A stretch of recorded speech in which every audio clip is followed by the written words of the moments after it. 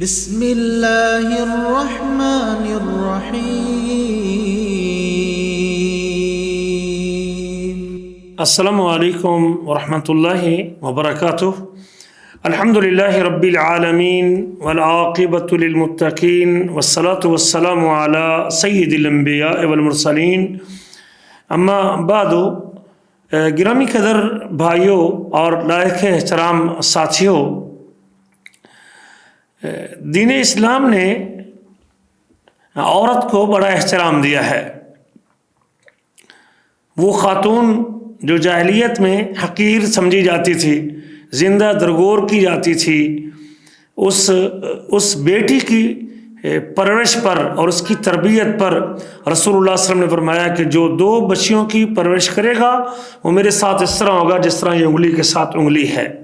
اسلام نے عورت کو عزت دی ہے، اسلام نے عورت کو وراثت کا حق دیا ہے، اسلام نے عورت کے حقوق متعین کیے ہیں، اسلام نے خاتون کو ماں، بہن، بیٹی کے درجے پہ فائز کیا ہے۔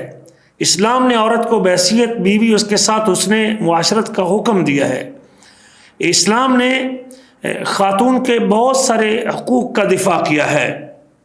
یقیناً عورت جس قدر عمر میں بڑھتی ہے تو اسلام میں اس کا مقام اور مرتبہ بڑھتا جاتا ہے۔ اس کے بیٹے، اس کے پوتے، اس کے دوتے، اس کے نواسے سارے یقیناً اس کا احترام کرتے ہیں اور اس کا ادب کرتے ہیں۔ خواتین بھی عبادات میں مردوں کی طرح ہیں۔ نماز میں، روزے میں، زکوٰۃ میں، جو شریعت نے جن عبادات کا مردوں کو حکم دیا ہے، عورتوں کو بھی ان عبادت کا حکم دیا ہے، سوائے اس کے جس کے اوپر مخصوص دلیل ہو یا عورتوں کو استثناء حاصل ہو۔ جیسے خاتون نماز کی پابند ہے، مرد بھی اس کے مکلف ہیں، عورتیں بھی مکلف ہیں، زکوٰۃ ہے، روزہ اور حج ہے۔ روزے کے اندر بھی عورت مرد کے ساتھ روزے کی پابند ہے، لیکن یاد رکھیں کہ خاتون جب حیض کی کیفیت میں ہو یا نفاس کی کیفیت میں ہو تو تب اسے روزہ چھوڑنے کی اجازت ہے، اور جو ہی اس کا خون شروع ہوگا تو وہ اس عبادت کو چھوڑ دے گی۔ اب اس عبادت کو بعد میں اس کی قضا دے گی، باقی ایام میں اگلے رمضان سے پہلے وہ ان کی قضا دے گی اور اس گنتی کو پورا کرے گی۔ اللہ فرماتے ہیں وَمَنْ كَانَ مَرِيضًا أَوْ عَلَىٰ سَفَرٍ فَعِدَّةٌ مِّنْ أَيَّامٍ أُخَرَ، جو بیمار ہو یا مسافر ہو تو دوسرے دنوں میں اس گنتی کو پورا کرے۔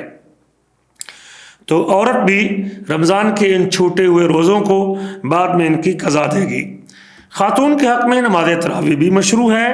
تراویح کی نماز کے لیے عورت جا سکتی ہے مسجد میں، لیکن اس کا گھر میں نماز پڑھنا افضل ہے۔ وَبُيُوتُهُنَّ خَيْرٌ لَهُنَّ، نبی کریم کا ارشاد گرامی ہے ان کا گھر ان کے لیے زیادہ بہتر ہے، لیکن اگر وہ سمجھتی ہے کہ مسجد میں قرآن سننے کی سعادت ملے گی اور عبادت کی لذت محسوس کرتی ہے مسجد میں، تو یقیناً خاتون مسجد میں اس نماز کو ادا کر سکتی ہے۔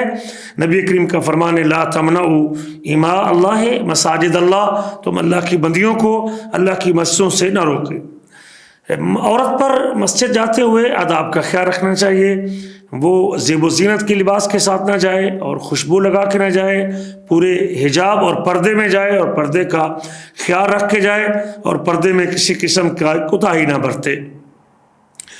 اسی طرح خاتون کو رمضان المبارک میں جب وہ خدمت کرتی ہے گھر والوں کی اور کھانا بناتی ہے، گھر کے کام میں مشغول ہوتی ہے، روزے کی تیاری کرتی ہے، تو اس کے اوپر بھی اس کو اپنی نیت خالص کرنی چاہیے اور اللہ سے اجر کی امید رکھنی چاہیے۔ جتنے افراد کو، گھر کے افراد کو روزہ رکھواتی ہے، محنت کرتی ہے، کھانا بناتی ہے، چولہے پہ کھڑی ہوتی ہے اور باقی مشقت اٹھاتی ہے، یقیناً اگر وہ اس کے اوپر اجر کی امید رکھتی ہے تو اس کے لیے بہت بڑا ثواب ہے اور گھر کے سارے افراد کے روزے رکھوانے کے اجر میں شریک ہو سکتی ہے۔ اور خاص طور پہ گھر کے کام کرتے وقت اپنے آپ کو، اپنی زبان کو ذکر سے تر رکھے، سبحان اللہ، الحمدللہ، اللہ اکبر، اس ذکر میں مشغول رہے تاکہ اللہ تعالیٰ اسے اجر سے نوازتے رہیں۔ اسی طرح خاتون جب مخصوص ایام کی وجہ سے، حیض اور نفاس کی وجہ سے روزہ چھوڑ دیتی ہے ٹھیک ہے شریعت کا یہ حکم ہے، لیکن اگر وہ ذکر کرنا چاہتی ہے، تسبیح کرنا چاہتی ہے، الحمدللہ پڑھنا چاہتی ہے، سبحان اللہ پڑھنا چاہتی ہے، اللہ اکبر پڑھنا چاہتی ہے، لا الہ الا اللہ کا ذکر کرتی ہے تو وہ کر سکتی ہے، دعا کر سکتی ہے۔ قرآن کی تلاوت بھی اس کے لیے ممنوع نہیں، تلاوت زبانی بھی کر سکتی ہے اور دستانے کے ساتھ قرآن پکڑ کے بھی وہ تلاوت کر سکتی ہے۔ تو اللہ تعالیٰ سے دعا کرتے ہیں کہ اللہ تعالیٰ ہماری خواتین کی ان نیکیوں کو قبول فرمائے، اور ان نیکیوں میں اللہ تعالیٰ ان کو سبقت لے جانے کی توفیق نصیب فرمائے، اور اللہ تعالیٰ ان کی عبادات کو قبول فرمائے۔